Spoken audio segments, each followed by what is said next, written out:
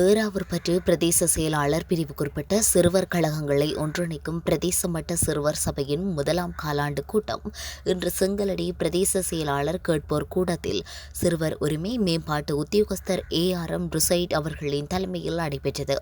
இந்நிகழ்வின் போது கடந்த 2025ஆம் ஆண்டு மற்றும் 2026ஆம் ஆண்டு ஜனவரி முதல் பிப்ரவரி மாதம் வரை இலங்கையில் இடம்பெற்ற வீதி விபத்துகள் தொடர்பான புள்ளி விவரங்கள், அவை ஏற்படுத்தும் சமூக மற்றும் பொருளாதார பாதிப்புகள், மேலும் விபத்துகளில் இருந்து பாதுகாப்பதற்காக சிறுவர்கள் ஆகிய நாம் பின்பற்ற வேண்டிய நடைமுறைகள் குறித்து விழிப்புணர்வு வழங்கப்பட்டது. அதனைத் தொடர்ந்து ஏறாவூர் போலீஸ் நிலையத்தின் வீதி போக்குவரத்து பிரிவினரால் வீதி விதிமுறைகளை பின்பற்றி பாதுகாப்பான போக்குவரத்தை மேற்கொள்ளுதல் தொடர்பான செயற்பாட்டு பயிற்சிகளும் சிறுவர்களுக்கு வழங்கப்பட்டன. இப்பயிற்சி நிகழ்வில் ஏறாவூர் பற்றி பிரதேச செயலாளர் பிரிவுக்குட்பட்ட 60 சிறுவர் கழக உறுப்பினர்கள் பங்கேற்றனர். நடந்து போறார்கள். எந்த லைட் பத்துல போலாம்? பச்சை.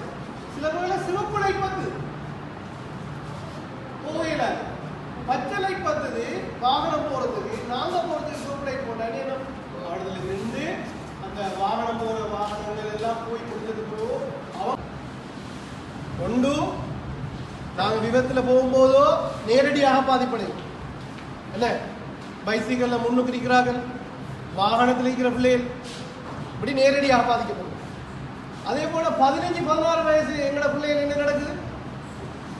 3 பேர் சேர்ந்து ஒரு வாகனம் ஒரு பைக்ல போறாங்க. அவங்களும் சிறுவர்கள் தானே, 18 பேருக்கு உட்பட்டாங்க. ஹெல்மெட் போடுறது, அதிக வேகம். இலங்கையில என்ன நடக்குது? 2025 26 2560 பாரிய விபத்து.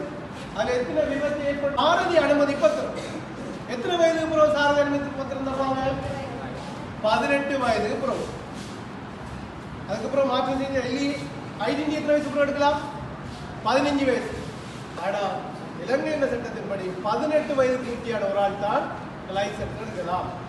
அப்ப லைசன்ஸ் இல்லாம எங்களுக்கு முறையான சாரதி அனுமதி பத்திரம் இல்லாம நாங்க வாகனம் ஓடலாமா?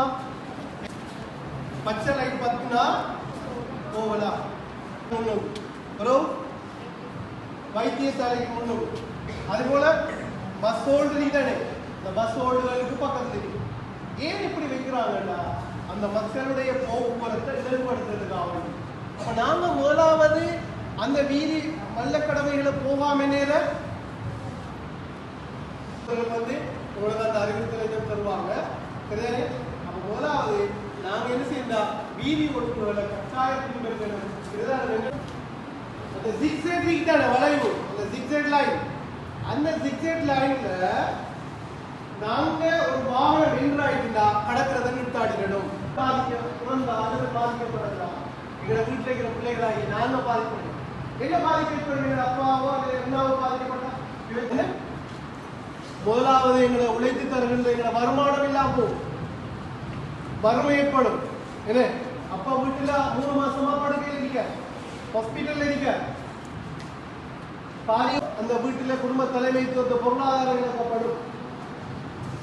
சரியான ஒரு வழிகாட்டல் இருக்கிறார். அம்மாவிடம் அப்பா தாயோட தூர இடத்துக்கு விளையாட்டு போடும், அல்லது பிள்ளை காலையில் ஸ்கூல் போறதுக்கு வீட்டு வேலைக்கு போகணும், அல்லது இன்னொரு சிறு வியாபாரத்துக்கு மாபெரும் போகணும். சில நேரம் என்னவா ஒரு வழியும் இல்லாத நேரத்தில் வழிகாட்டு வேலையை பார்த்து போவாங்க. சமூக கட்டமைப்பு பிரதான வீதி விபத்துகள் ஒரு பிரதான விஷயமாக, அதனால சின்ன விஷயமா எடுத்துக்கணும். பைக் தானே நல்லா பிரேக்ல நல்லா முன்முறைச்சி என்ன ஒன்பாய் சில பேர் என்ன நடத்திடுவாங்க, பாய் சார் ஒரு ஆபத்தான பிரயாணம் நான் போய்கொண்டிருக்கேன், என்னோட பஸ் டிரைவர் போன் பேசிக்கொண்டு கதைக்கிறார், அல்லது அவர் குடிச்சிருக்கிறார் போல. இப்படியான விஷயங்கள் நாங்கள் சொல்றதுக்கு தயங்குறோம். இன்னைக்கு சமூக ஊடகங்களை சரியான முறையில் பயன்படுத்தி எத்தனையோ பிரச்சனைகளை தீர்க்கப்பட்டு நாங்கள் சமூக ஊடகங்கள் நினைக்கிறோம். இன்னொரு ஆளை கேலி பண்றதுக்கு, இன்னொரு ஆளோட படத்தை பிள்ளையான முறையில் பகிர்றதுக்கு, இல்லாட்டி இன்னொரு ஆளை நாங்கள் என்ன செய்யறோம், வஞ்சம் தீர்க்கிறதுக்கான ஒரு ஊடகமாக நம்முடைய சமூக ஊடகத்தை பயன்படுத்துறோம். ஆனால் அப்படி அல்ல. சமூக ஊடகங்கிறது நல்ல சில விடயங்களை பகிர்றது. எத்தனையோ இன்றைக்கு நாங்கள் அநேகமானாக்கள் யூடியூப்ல அதுகளில் படிக்கிறோம். என்னத்தை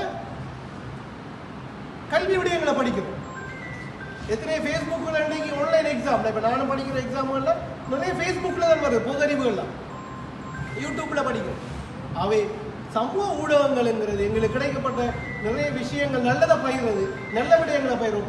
ஆனால் இவ்வாறான எங்களை சினிமா பின்னூட்டல்களை பயன்படுத்துவோமா இருந்தால் நாங்கள் நிச்சயம் என்ன மாட்டோம், நல்ல ஒரு விடயங்களில் போக மாட்டோம்.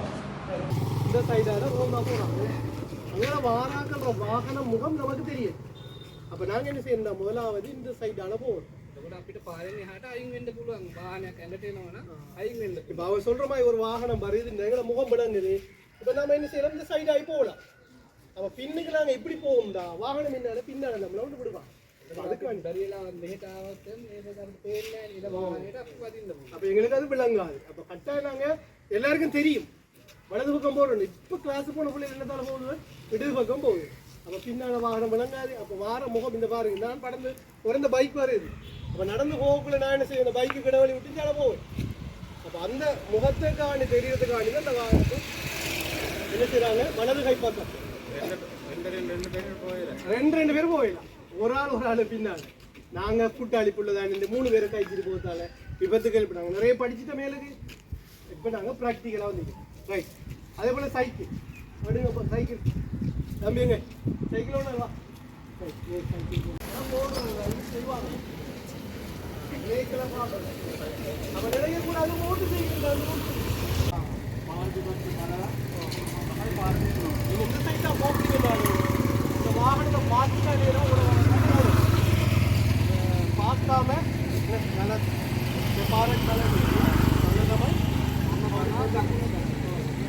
පැත්තට මාරු වෙන්න ඕන නම් මෙහෙම මාරු වෙන්න ඕනේ. එහෙම කොහොම සයිඩ් එකට යන්න බෑ.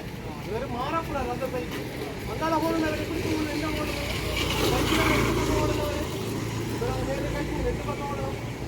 இடது பக்கம் வந்தாரி. ஏன்னா அந்த இடதுக்கு போகணும், இவரு நீ வைக்க வாகனம்